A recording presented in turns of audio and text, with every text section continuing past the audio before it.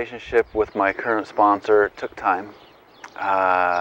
What I would do is when I would call maybe one time a week, and I would say, "Hi, how are you doing?" And he'd say, "Good." I'd say, "Well, that's great. How are you doing?" I'd say, "I'm doing good." And then I'd be waiting like, why isn't he talking to me?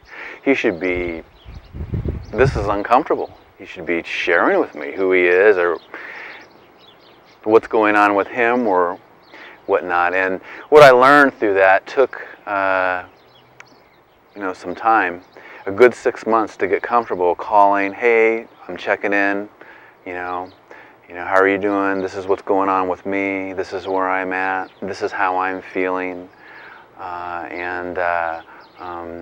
What I learned through a lot of those phone calls was it's up to me to be able to lower my resistance, to be able to practice that surrender with sharing with that person, what my feelings are and how I'm living my life, and who I am, and how is the disease affecting me, and how am I able to cope at this time with the things that are going on in my life, or is the denial coming back into my life, and am I needing some help on a particular issue?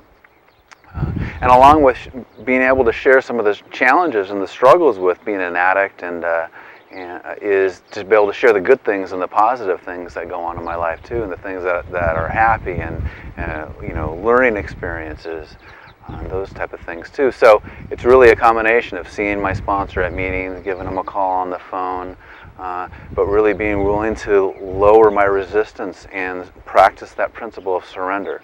And sharing with another person, your sponsor, that helps you develop trust, and the principle of surrender, you're really internalizing that principle when you share with another person exactly what you're feeling, what's going on, and how you're doing. And it's not just a one-time thing. It's a linear. It's over days and weeks and months. And that's that principle of surrender. How you internalize and enjoy that experience is by continuing to do that. You can do it once, but it's when it's really difficult. Maybe next week, maybe something's going on that's difficult or challenging, that's a struggle. And that is when you're challenged to be able to internalize that principle one more time and share exactly what I expect to get with the relationship with my sponsor is to be led through and shown how to work the steps. That's the initial sponsor-sponsee relationship, is to be able to learn how to work the 12 steps.